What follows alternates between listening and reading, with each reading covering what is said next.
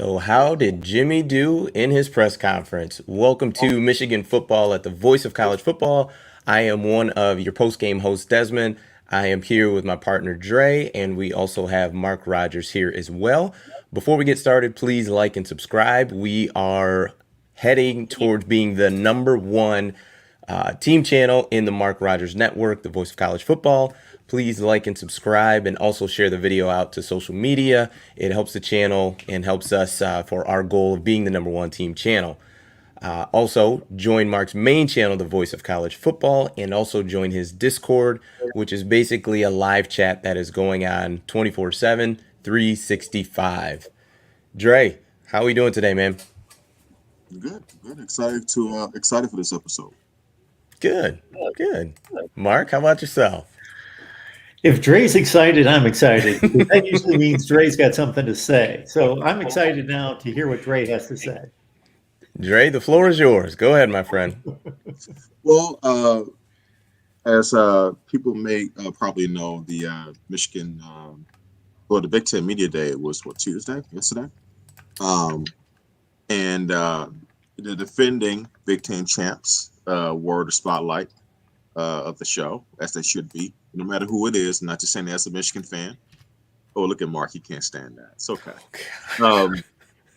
And Jim Harbaugh made some comments that two things that stuck out to me that I would like to bring up, and one of them is, look, we all knew that there's going to be a quarterback controversy, a quarterback competition. It started last year, even with JJ being a true freshman, and Kate won the job, and even so, JJ still got his moments in his time to showcase his skills, and it was clear, even though Kate was a person in the driving seat, JJ was in the passenger seat right next to him, and he was not going to be in the back seat at all. He was going to be part of whatever direction that offense is going to go. I mean, he'll be in on the same drive as Cade, sometimes for multiple possessions based on what type of package and formation that Michigan want to run out there on offense. So after last year, even with the successful season, and also JJ spring being cut short due to an injury, looks like he's back healthy, and there will be an open competition. I mean, Harbaugh said clear as day that Cade McNamara, it's going to be tough to, I think, take the starting job from him. It's going to be tough to take the starting job away from J.J. McCarthy. So it's on. And what I want people to do is to state your claim. Plant your flag. Are you Team K, Team JJ, and you have to live with the results, no matter what happens. And with that understanding that the likely fallout of picking one guy will be the other leaving. You can't have it both ways. You have to live in the reality of how college football works. In all likelihood, that one of the guys, may not be this year, will leave and probably have at least 2 years of eligibility left, being both Cade and JJ. And, if you choose JJ, then what if Cade, who is a proven winner, really good decision maker, solid arm, what if he goes to a team that's good, like, let's say, I don't know, Corey would love this, Iowa, for example, right? A team that essentially plays a style of football that works good with Cade. Play physical football, make timely throws, defense going to be solid. I think Cade McNamara will be very successful at Iowa. That's what I'm trying to say. But you live with that. And, what if Michigan has to step back with JJ and they fall short of Big Ten title, and you see Ohio State versus Iowa and Cade McNamara is on the field? Could you live with that? Even with JJ putting up better numbers. That's the type of reality that you may have to live with, right? So I want you to plant your flag and be okay with whatever happens. So before I either go or Mark goes, but before we continue, do you think there's one of the two quarterbacks, do you think there's one who's less likely to transfer than the other? Like, I mean, that's pretty self-explanatory. Do you think there's one who's less likely, like which guy's more willing to stay even if he's QB2? Or do you think there isn't one? I don't think there is one, man. Because you just here's the thing, and also NIL has a big part of it too. Let's say that some Cade keeps the job this year, right? You know how many schools will line up and pay good money for JJ McCarthy to come to be on their campus? It's a Hmm. different landscape nowadays, man. And it's not just about watch. I want the transformational experience being a Michigan football quarterback. I mean, like let's be honest here, man. If you know if Dabo Swinney came calling, and I know Clemson doesn't do too well with NIL, but I'm just giving an example. If Dabo Swinney came calling and said, DJ's not working now. We need a new quarterback. JJ, you can start for us right away. With the pedigree that Clemson has, you have to keep. They finds that enticing. If not, even if he wants to stay, and his family's like, hey, you can. There's a chance you go play for a national champion head coach. Matter of fact, two-time national champion, if I'm correct. So that's the reality that we live in. Same thing with Cade. So and I mean, there'll be plenty of suitors for Cade. He had a really good year last year. And one thing that Georgia showed you is that, hey, look, if you have really, really good talent, all you need is a good decision maker and an accurate quarterback. You can win a lot of games. In fact, you can win a national title. I don't think, objectively speaking, that Stetson Bennett is a much better quarterback than Cade McNamara. Objectively, I'm talking about just some pure raw ability. Nothing sticks out about Stetson Bennett. Am I wrong? Like, I mean, he's mobile, but does he have some kind of elite arm? I don't think so. I think Well, he's solid. my response to that is overall, I don't think they're that. I think they are pretty similar. I probably think Stetson probably is a little better, but I think what you're missing is the historic defense that was on the other side that was I helping understand. him Yes, along. the point I'm making is that Cade is more than good enough to go to a really I good got you. program and have success. Hmm. That's all I'm trying to say. He has proven that to me. Um, I'm not saying he has some kind of NFL future or he's a Heisman Trophy. He's not that kind of kid, but he is definitely good enough to go to a really good program and have success. I absolutely believe that. So, no, I think both guys are in a position where if you're Cade, you've done nothing wrong. He's even said it. He said it at the Big Ten Media Day. He believes this is his football team, and he has a right to believe that. He's done nothing wrong. He's one of the first quarterbacks to beat Ohio State in how many years? Right? What was it? It's like he's got a Big Ten title. He's gotten to the college football playoff. He has a right to believe that. And if he loses his job to this up and coming guy, he has the right to be upset about that. Like, hold on a second here. I've proven I can win in big time college football. And I know there's plenty of suitors for me. And I don't have to settle. It's not like if he transferred, he has to settle with a much lesser program. Like he has to go to, no offense, Eastern Michigan, or he has to go to North Mexico State or something like that. No. Where did God, I don't think Kelly Bryant. no, I was about to no, say no, he no, no, just no, keeps no. catching strays. No, no, it's McCaffrey. Where did McCaffrey go? Oh, I can't even remember. He doesn't have to accept less. That's what I'm saying. He have plenty of suitors, right? So yeah, and same thing with JJ. So yeah, man, I don't know if any guy could handle that because I feel like whoever wins the job this year, that's it. It's not going to be another quarterback competition next year. I don't believe so. According to the Michigan roster, Cade McNamara is a senior.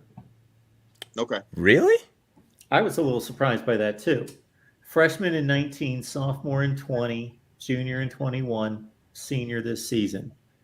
So unless he loses the job and plays less than 4 games and can redshirt and then play a redshirt senior season next year, this will be his last year of college Wow, football. that's shocking. I thought he was I was surprised by maybe a that red too. shirt junior. Now, is he gonna Redshirt get junior or redshirt junior? Oh wow. the COVID? Because didn't they get anybody who played that season that didn't count towards eligibility? Was that Yeah, kind of the case?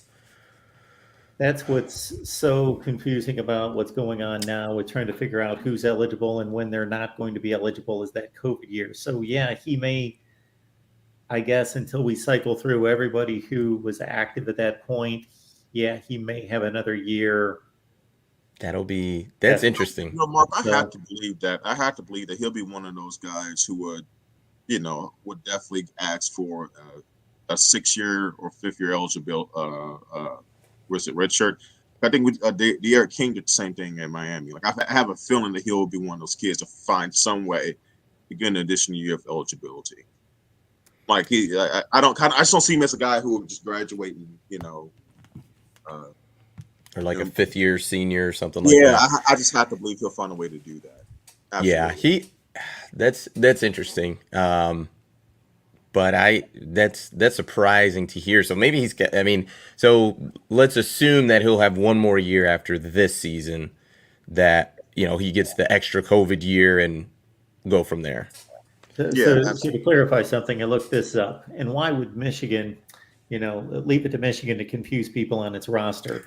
So what do people care about that are looking up the Michigan football roster? They do not care what year that player is in as a student. They care about their eligibility. Ah, So it says here, McNamara is entering his senior year at Michigan, but is a redshirt junior on the field. okay. So okay. he does have 2 more. Okay, good. I was going to say. So Leaders and best. Leaders Yeah, and yeah, best. The Yeah, a good academics. point. That I is was number pretty one. accurate. That's why I was looking him up on the football roster. yeah. So 2 more years, and because he's not. I mean, unless he just goes crazy this year, Cade's not gonna. He's not gonna go to NFL. At least not without fully finishing his college career. I just don't think he's one of those kids. So look, he'll have plenty of suitors next year. Is what I'm saying. And look, and here's another thing too that I think Michigan fans are going to have to also think about. Look, we know JJ has a lot of hype, and we also have seen flashes of JJ like showing that wow, he really could be a fantastic quarterback. He has the arm, he has the mobility, he has a bit of a gunslinger mentality, which can be a good and bad thing from a turnover perspective. But you still have to put it on the field consistently, and there's a bit of unknown in terms of that when it comes to JJ. And there is the risk that if you turn the keys over to JJ, that even though you might be more explosive, you may be more prone to turnovers. You might lose a big game or two from growing pains, right? You saw it last year at MSU. He fumbled, right? Like it was a big moment. Young quarterbacks go through growing pains. And is that something that you want to do as a Michigan fan compared to the known thing? A guy who is going to take care of the football, who is going to make the right decision, Now, granted, the team was different. You had a lot more playmakers on defense. 3 highly drafted guys. 2 guys would have been in the first round if he didn't pop his Achilles, and David Ajabo and Aiden Hutchinson. And Daxon Hill was a high 2nd-round pick. Highly productive, highly effective, and big impact players in defense, and a fantastic, solid running back in Hassan Haskins, right? But so the team's going to be different this year. That you may not be able to win with quite the same formula, right? So maybe Cade have to do a little bit more, and that causes him to force the ball more than he had to last year. And you see a different side, and maybe it makes sense to go to JJ. So that'll play itself out, but you do have to consider the fact that JJ is still a bit of unknown, in that sometimes when guys get more repetitions when they take over, you start to see the flaws. You start to see why they didn't just take the job right away, right? And that's why I think people have to start thinking about. There's a reason why JJ didn't just take the job last year. If JJ was that special, see, it's different from Clemson. See, Kelly Bryant the year before got to the college football playoffs. Then Trevor Lawrence came, right? It's different for Michigan because JJ got there. Michigan didn't have a year in which they made it to the college football playoff and dominated, right? So it's a little bit different. So it wasn't as easy for a 5-star kid like Trevor Lawrence to unseat Kelly Bryant right away, because Kelly Bryant had the pedigree. He proved, hey, I can get you there, right? So do you really have to rush and play this highly talented kid? Where Michigan's a little bit different situation. So I don't look, honestly, I don't think it's an easy decision, but I think you do need to plant your flag and be okay with whatever happens. Can't have your cake and eat it too. This is what I'm hearing from a lot of fans and even some people in the media that I can't quite understand. That I keep hearing this: start Cade at the beginning, and then about week 4 or 5, replace them with JJ, and then finish out the year with JJ because he's going to take you to the promised land. Okay, this makes no sense in a number of ways. Number one, do we really expect Cade McNamara not to perform well and do his job and lead Michigan to 4 or 5 wins right out of the gate? So if he's 4 or 5 and 0 and he's got a 12-to-1 TD to pick ratio, how can you justifiably bench him? You can't. Number two, you've taken away valuable reps and snaps away from JJ in his development, and you suddenly in game 5 or 6 want him to turn it on and then face the tougher part of the schedule and win those games. But I keep hearing this from people like this is some kind of magic formula, like this should be premeditated, where I think you need to do one of two things. Either JJ's the guy, he's the better player, he's the higher ceiling player, and as long as he is competitive in camp, I'm going to start in week 1 because he's going to lead us to the promised land or have the potential to. Or you just blank slate, clear my mind, Jim Harbaugh. I'm watching these 2 players in August camp, and the guy that legitimately wins the job, the better player in August camp for 4 weeks. I'm going to start in week 1, and until he loses a game, doesn't perform well, whatever the criteria, he's going to be my starting quarterback. Yeah, I mean, I think if I were Jim Harbaugh, that would probably be the way that I would make that decision.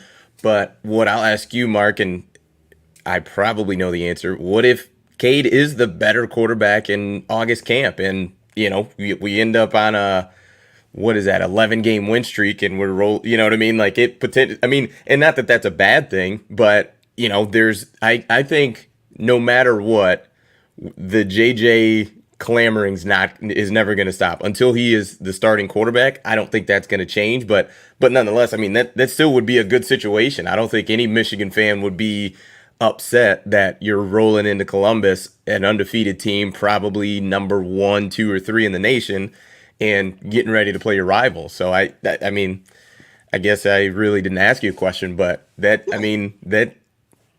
could happen. That legitimately could happen.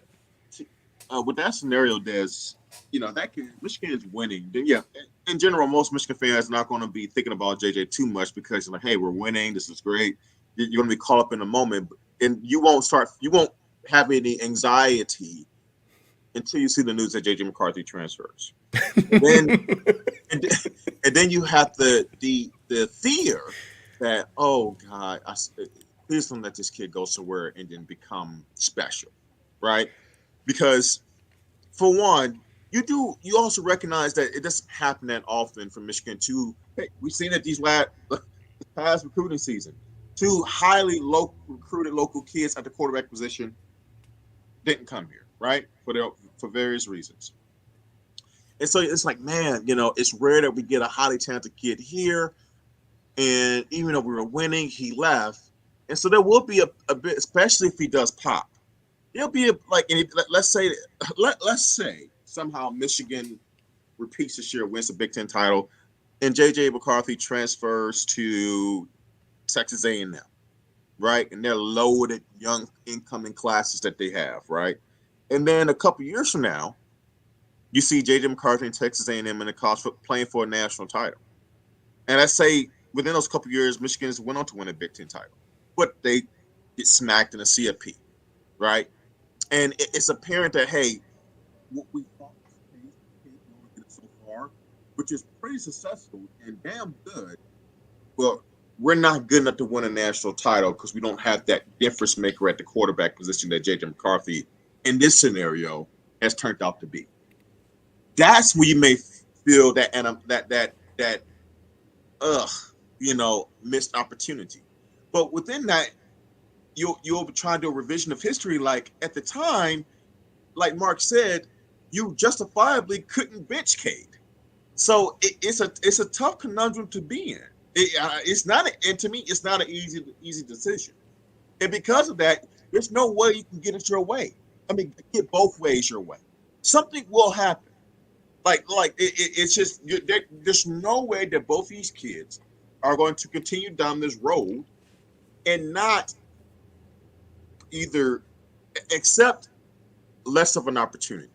Once it is proven that this door is shut for them to fully win this job, then they're going to have to do what's best for them. Because at the end of the day, as much as they may love the University of Michigan, it's a business. This is a business for them, especially now because you're talking about real dollars. And quite frankly, the way these NIL deals are going now, life-changing money.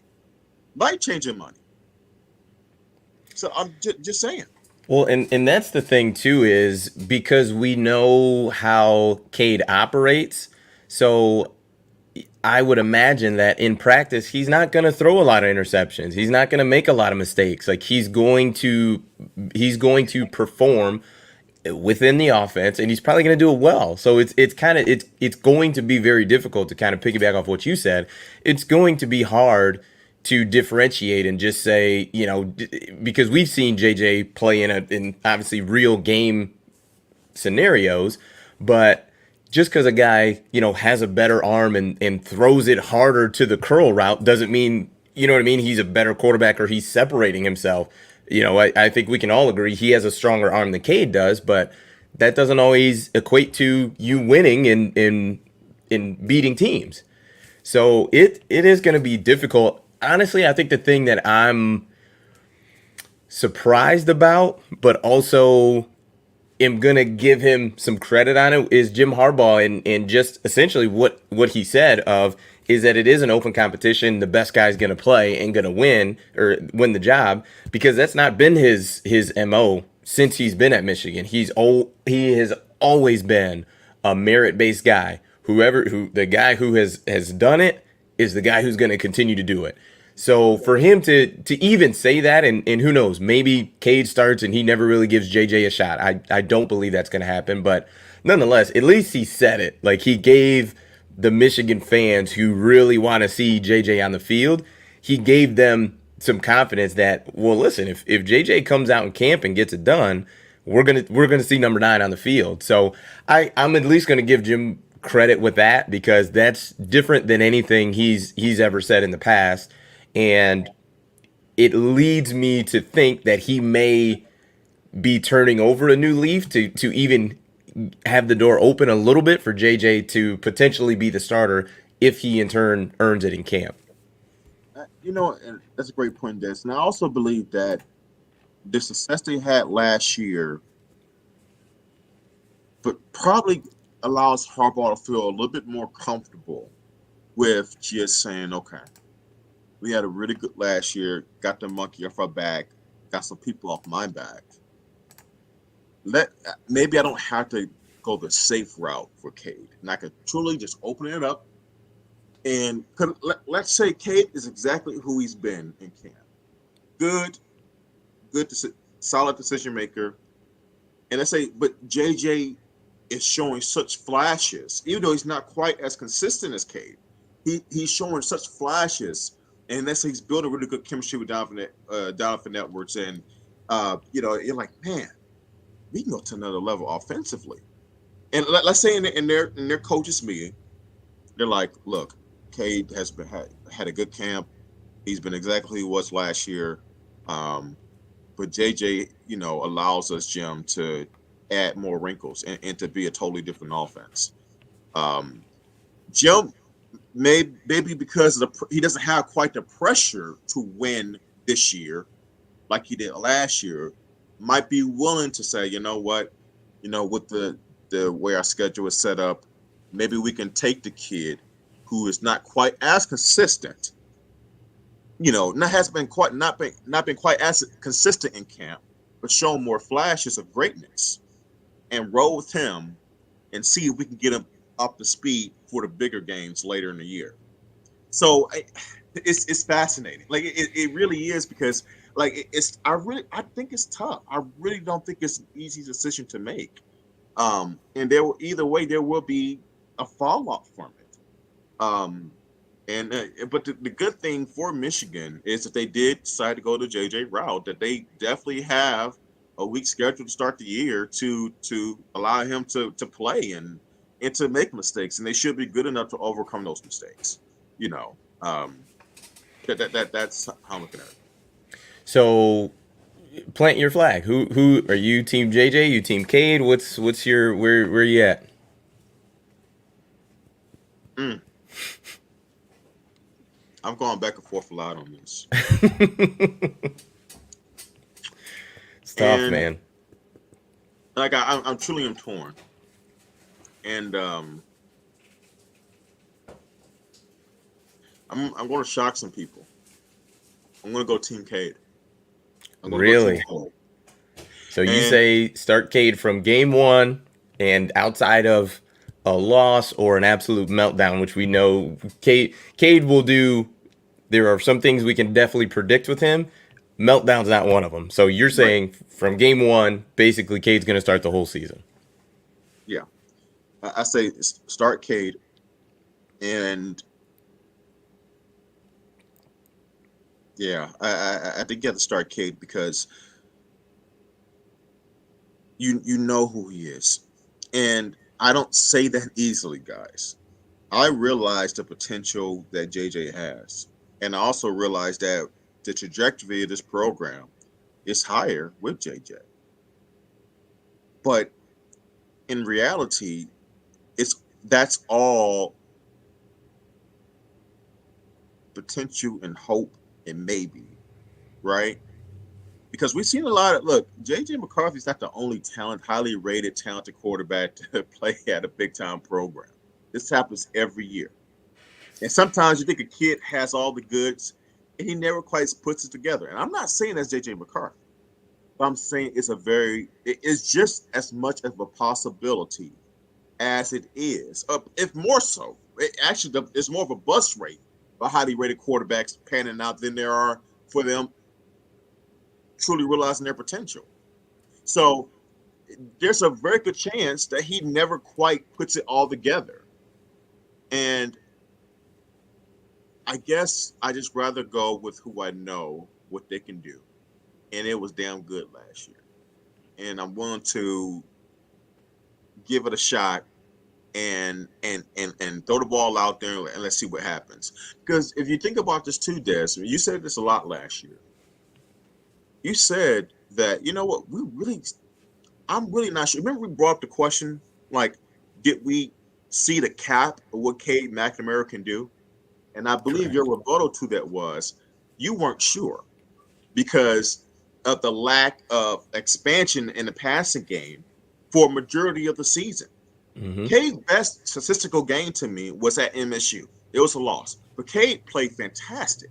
Mm-hmm. He made big time throws all over the place. He was not the reason why the team lost. Ironically, the team lost due to their defense and not being able to get literally being up 16 points and allowing two-point conversions, a fourth down conversion. It was ridiculous. But Cade McNamara played his butt off. Cade Well, McNamara, and then you also think of the turnover. The fumble happened. That was JJ. That that was was what I mean. Like that was JJ. that wasn't Cade. Right. Who made the big time throw at Penn State? That was Cade McNamara. Mm-hmm. So it's like sometimes it's easy to get caught up in the hotness and the sexiness and of the explosive dynamic quarterback in terms of potential. But just be careful what you ask for. And I think I'm more willing to go with the safer route in Cade with the thought that maybe there's more there if they're willing to expand the playbook more earlier this year compared to last year. Yeah, I think I agree with you. I think it is difficult, but I think my concern would be Michigan had a historic season last year, and I think teams are going to try to really load up on the run this year. And if Michigan doesn't run the ball successfully, you're going to have to put a lot more pressure on Cade. Now, it was rare for him to be in a situation last year where it was a pass only situation. You know what I mean? Like a lot of it was you're still in a very manageable down and distance. The score never really got away from you.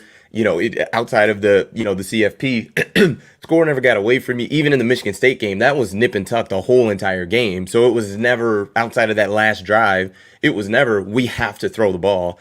And I think team defenses are going to try to do their best to load up on the run. And for me, I am Team JJ because I think the offense is going to have to carry a little more load than what they did last year. I think they did a really good job of time of possession. Hassan Haskins, I'm pretty sure he had 0 fumbles in the season, if I'm not mistaken. Somebody can double check it, but I mean, ball security was incredible. Obviously Cade didn't turn it over a lot, but I just think that you're going to need more points in order to get to where you want to be. I think that defense last year was phenomenal. Obviously, the highly drafted 3 guys. You had Aiden, who was really high draft pick number 2, I believe. Ojabo, Daxton Hill. Those guys were major contributors, especially Aiden. Obviously, everybody knows the season he had, and I just don't see that production just being substituted just no matter what in the defense, just picking up exactly where they left off last year with a new defensive coordinator. I get he probably is going to run a similar system and things like that, but it's still going to be different. I believe this is his first time being a defensive coordinator, so it takes some time to really get your rhythm in being a play caller as a defensive coordinator and offensive coordinator. So I think it's going to take some time, but I just think there's no way you replace a Aiden Hutchinson. There's no way you replace a David Ojabo. You just don't replace a Daxton Hill. You do your best to get guys in there, but for that reason, I'm Team JJ. Now, the team's gonna have to do a good job of coaching him up because, like you said, he does have the gunslinger mentality, and yes, that is good in a lot of spots, but it also can get you in trouble. A guy I think about is Brett Favre, who early in his career his entire career, he was a gunslinger, but you saw he would throw interceptions like there's no tomorrow because he always felt like he could make the throw no matter what. He can, fit it in the window. I can beat that guy deep. He would always take those chances, and it's beneficial. It's kind of difficult to say, but it's beneficial when it's beneficial, and it's not when it's not. But you can't have that mentality 100% of the time. Sometimes you need to take the check down because guess what? You got Blake Corum and Donovan Edwards in your backfield. So, you got Eric All on your short routes as a tight end for check downs. Like that is a good, completions are a good thing. So I think, instilling that in him and having him understand, like, there's going to be time to take shots, but it's not every single play. Just because we have a deep route doesn't mean you need to throw that. Go through your progression, coach them up. But I just think the ceiling is higher with JJ. And even though Cade had a little bit of wheels going, obviously it's not on the level of JJ. So even that aspect of not necessarily design QB runs, but just the ability to, once that clock runs out of, 4 or 5 seconds, he could take off and get you 5-10 yards, maybe more, slide, get down, and you live another play. So I'm Team JJ. I think what you potentially could have for another 2 years could be phenomenal. And maybe this year you do deal with some growing pains, but my thought would be next season you're probably going to have a pretty polished guy who's ready to roll. Yeah, and I don't disagree with anything you said, and like I'm very torn about it, because of their lives. It's high reward, big risk. How you say high reward, huge risk, high reward, whatever it is. High risk, high reward. Yeah, that's the conundrum of going with JJ. So I'm not going to poo-poo anybody saying that's their flag for Team JJ. I totally understand it. And if you would ask me this question a month ago, really the last few months, I would have said JJ all day. But it's just it's tough, man. It's tough because sometimes we do get enamored with the the potential and the raw athletic, raw ability of a player. But you can't dismiss the impact on winning from leadership, high leadership qualities, decision making, composure. And those are all things that Cade showed that he has. Now, if you want to talk about gripping and ripping, making throws, NFL type throws, NFL type windows, JJ's going to win that all day. You talk about being able to extend a play with his feet, causing the defense to have to game plan and worry about more weapons or choices on defense. Absolutely, is JJ. But I just want people to be careful. To me, there's no wrong answer. Actually, that's how tight I think this question. And that was going to be my next question to you. There's no wrong answer because of where they are. But I'm just saying, guys, don't just be like, hey, Kay, thanks for the memories. We want this new toy now. Be careful what you ask for. Because even though, and it will be so that when JJ takes over, if JJ takes over, that this offense will probably look more explosive. You would definitely see more plays that on Saturday, like, wow, that was pretty cool. You also might see a heartbreaking loss because on a game-winning type drive, JJ tries to extend the play with his feet, and like he did against, I can't remember who it was last year, he decides to throw a bomb across the field, which is a quarterback no-no. I think that was Western Michigan, I think. But yeah, he was scrambling to the right and threw it, almost to the left. Yeah, left right. Hash mark. Which is a huge no-no. You do not do that as a quarterback because it 9 times out of 10 ends up being a turnover, right? But you got away with it, 1, because of his arm, and 2, because, Western Michigan just doesn't have the athleticism to get there in time. But if you do that against the higher quality opponents, that's not going to work. That's a turnover. But it's cool to see.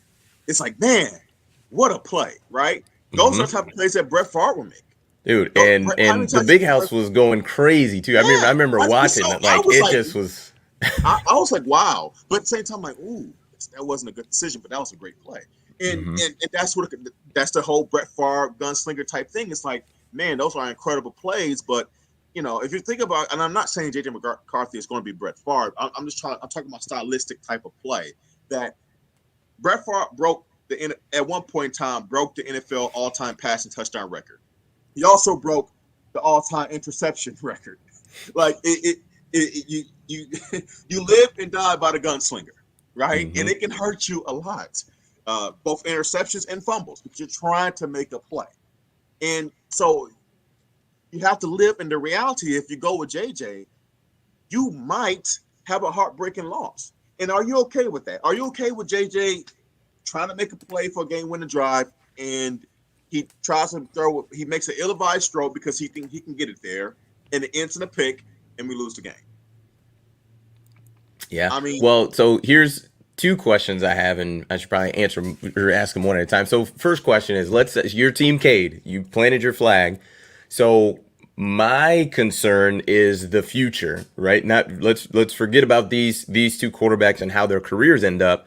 But let's say I'm a freshman in high school and I'm a quarterback and I'm a highly rated kid, and now Michigan is recruiting me, right? Am I going to look at it and say, there's no way I'm coming to Michigan?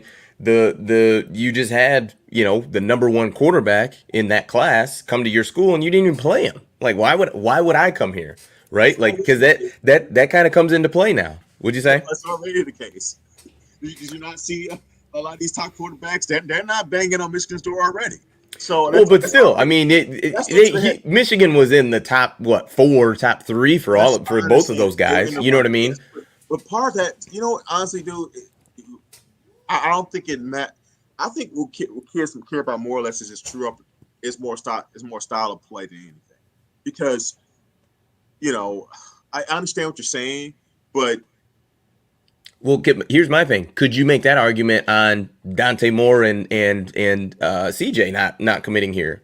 You know what I mean? Of essentially the same thing. Like, well, you had JJ, and of course, all these kids think they are the best. Like, oh, I'm better than JJ, right? They all think that. So if it's like, well, I'm better than he is, like, so, but would I even play? Like, you're not even playing him, and I know he's better than Cade.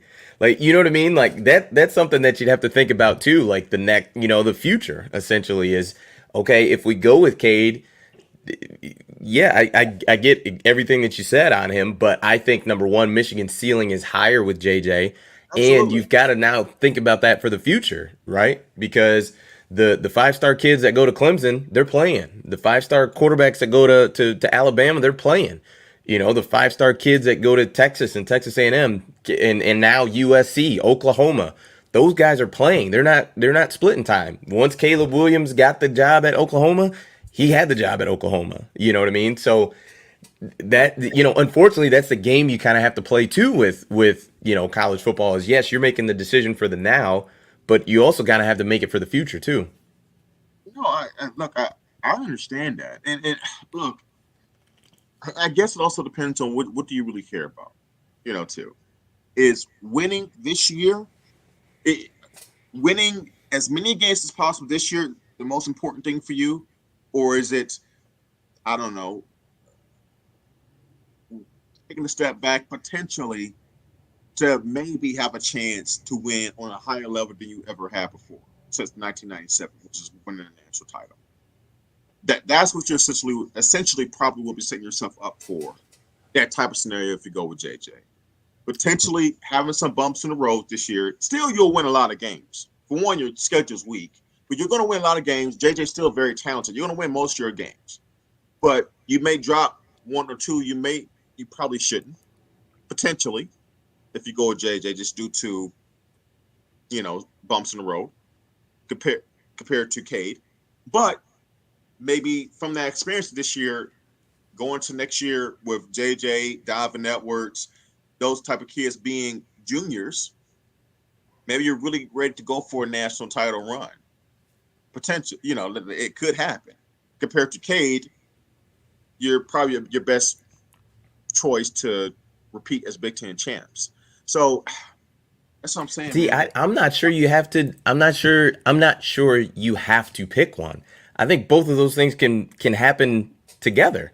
Like I think if you JJ just needs coaching and he just needs reps. I think this is just my personal opinion. I just I think he agree. needs coaching and reps. And you've got a perfect 4-game stretch to give him just that, to give him coaching and give him reps. I'm not sure that JJ doesn't give you a better shot to beat Ohio State than Cade does this year, because I know for one thing, Ohio State, that team, that program is going to be on fire, ready to roll. And I get it. So, some fans will say, well, they were last year, and maybe they were. But a team that's really talented, that's pissed off, that's something that you've got to reckon with. So to me, I just think that JJ probably gives you that better shot to repeat as Big Ten champs and get to the college football playoff. But you can't do that scenario Mark talked about with the media of, yeah, let's start Cade the first 4 games and then Oh throw no, JJ in. no, no, That's no. ridiculous. You need to Give clean him things all up. the reps. He needs You need he to clean needs things every up. single snap outside of a fourth quarter where you're just going to run the ball every snap anyway. Get him out of there, whatever. But I truly think that JJ gives Michigan the best possible shot to be successful this year, and I think what that does is that I think it shows Jim Harbaugh's growth as a coach and just his philosophy, that merit base that we talked about that he's always done. That now he's kind of singing a different tune at the Big Ten Media Day, which is a good thing. The best guy should always play. It shouldn't matter what you've done the last year or 2 years. It should matter who's the best guy for our team right now. All right, cool. Let's roll with him. So, and I think that'll help with getting the next 5-star, the next JJ coming in, so that you could start to put these things together now. Like, you got one superstar kid that we assume is going to be a superstar kid. Let's get the next one in the next recruiting cycle, so that now you start to put this thing together and you're off and running and you get to the next step. Guys, I have to address something because Lawrence Harris said something. Would you rather have Brett Favre at QB or more average Jared Goff, knowing you'll most likely have the team around him to go high places? I, I much have, I much rather have Brett Favre. You're missing the point. Like, because for one, I know what Brett Favre is, right? That's Brett Favre, the quarterback. I'm talking more or less. I don't know if JJ is going to be Brett Favre per se. I'm talking Right. about stylistically. I know he's a Brett Favre type guy, but I don't know if he's going to be quite as good as Brett Favre was. Yes, I could live with that. I can live for going with JJ McCarthy if I know he's Brett Favre compared to knowing that Cade McNamara is Jared Goff, right? Um, but it's still, I still don't think it's an easy decision because I think part of it is due to the type of team you do have around them. If you have a pretty good loaded team, you've seen that Jared Goff's been to a Super Bowl. Now, I know Brett Favre actually won one, so different situation, but you still had really good in a different level NFL. So it's not like you didn't have really good success with Jared Goff didn't with the right team have really good success. He did. But Right? when you look at an all-time great quarterback, I mean, Brett Favre won that Super Bowl early, very early. 1997. I think he was like what 3-4 years in his career.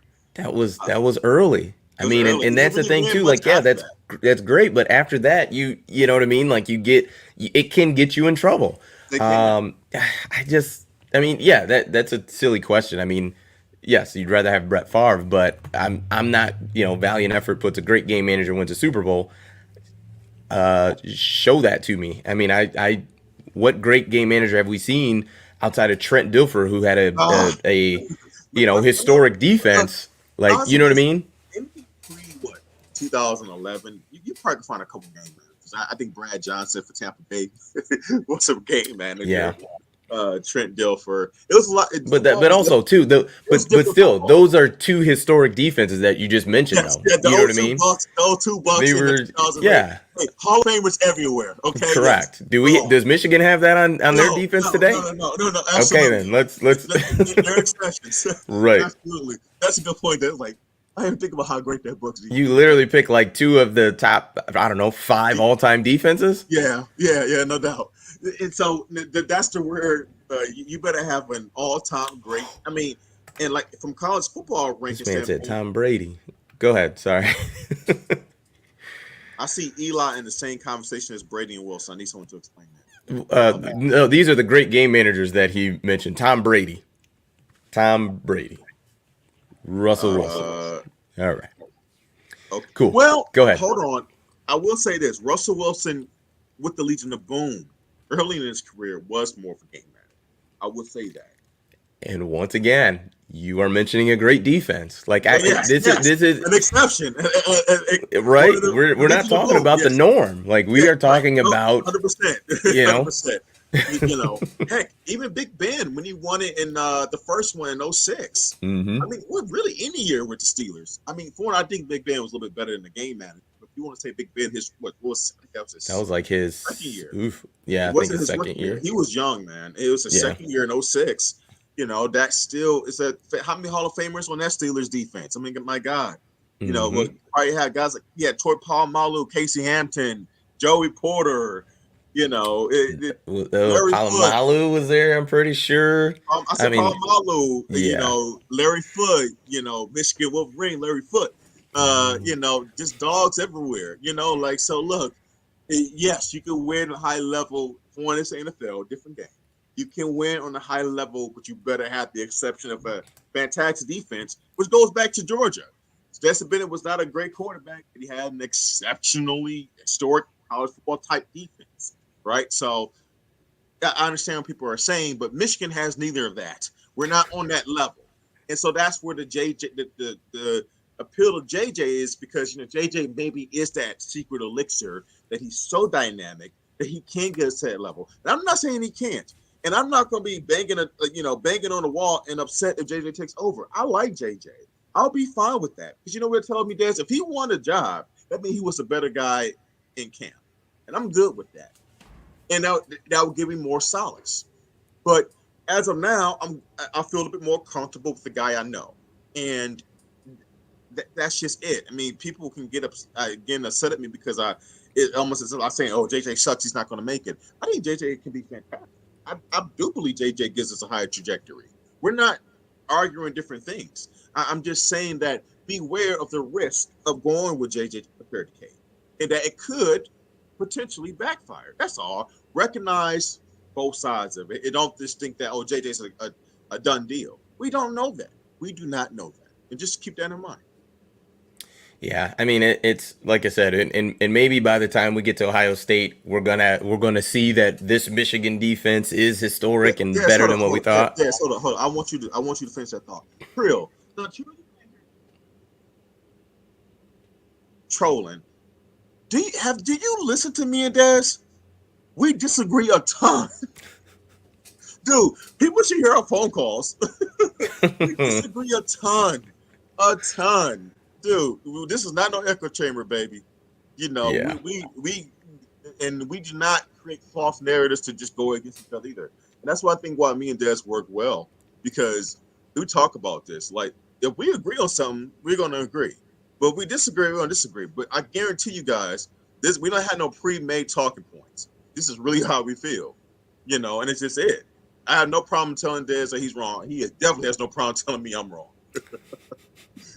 That is very true. Man, but It just, to me, and here's why I think JJ. Well, I already mentioned it, but unless Michigan has a historic defense that we just don't know about, I just don't think Michigan's going to get to where they want to be at the end of the season. Like, I just don't think that, because you look at last year, right, when Michigan went up against Georgia, and maybe that's a bad, example, because that was a historic defense, but nonetheless, Michigan couldn't get anything going on offense. And to me, in like I said, that might be a poor example, but once you get to the Final Four, there's only one chance that you're going to probably play a team that's not elite.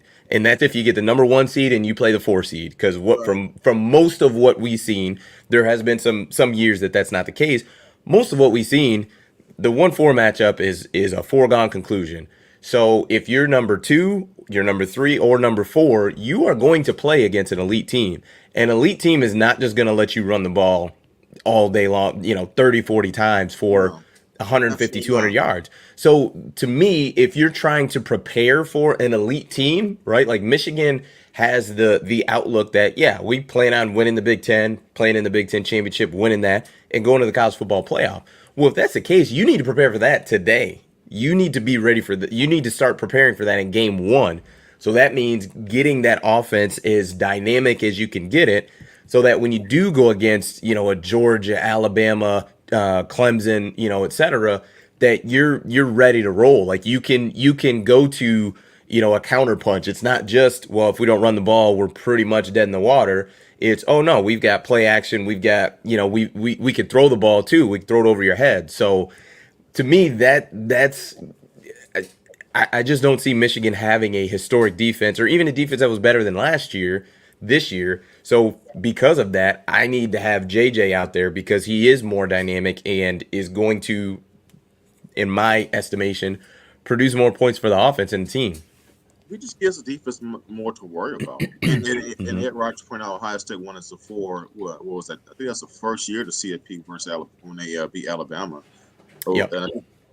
For one, I'll say this: that was a loaded Ohio State team. That was your typical 4. Most 4s aren't as loaded as Ohio State was that year.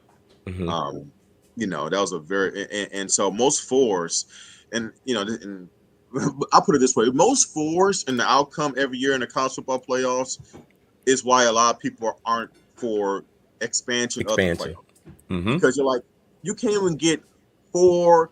You can't even get 2 highly competitive games in the CFP. You typically only get 1 competitive semifinal, and then Sometimes the national championship. Sometimes that, and sometimes the national championship.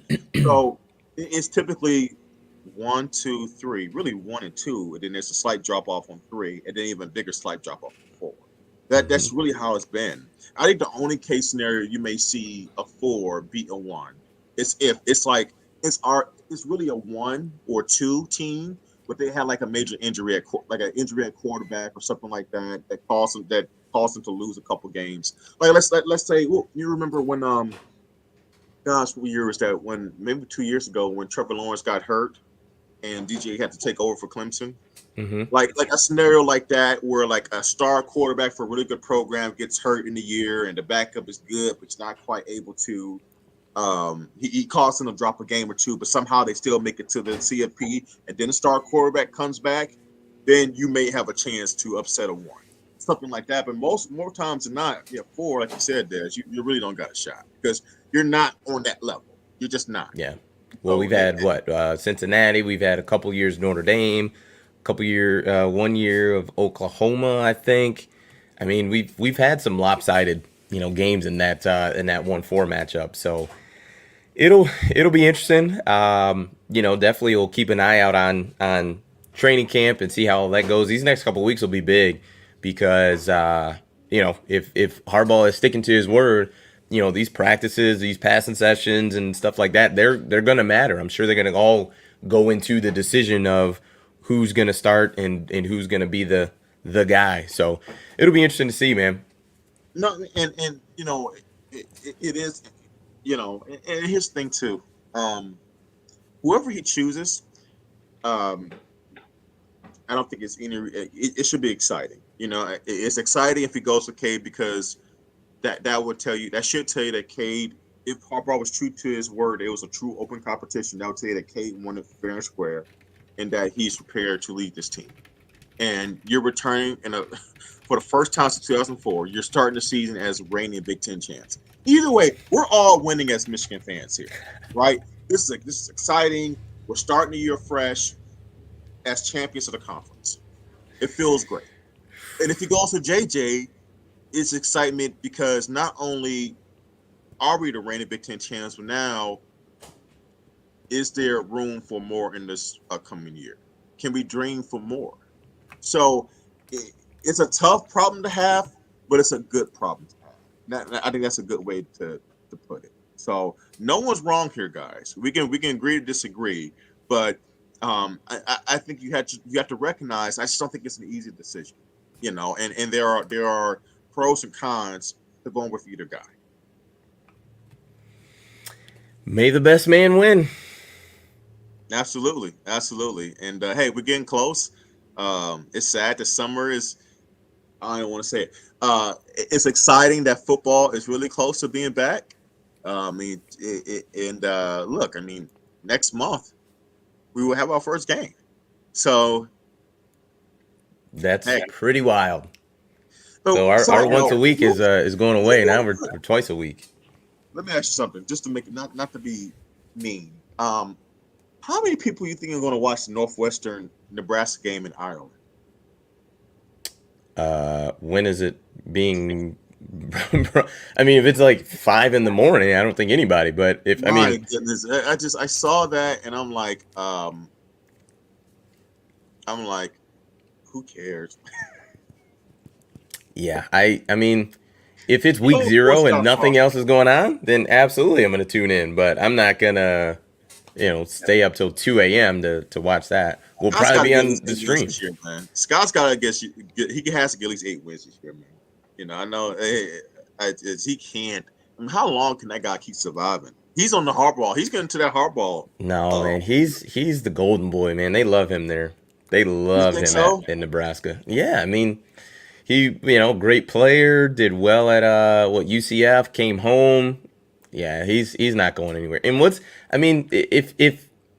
if a Nebraska fan kind of took a step back and asked what is their real ceiling? This isn't the 90s. There's not Tommy Frazier there. Like, this isn't that's not.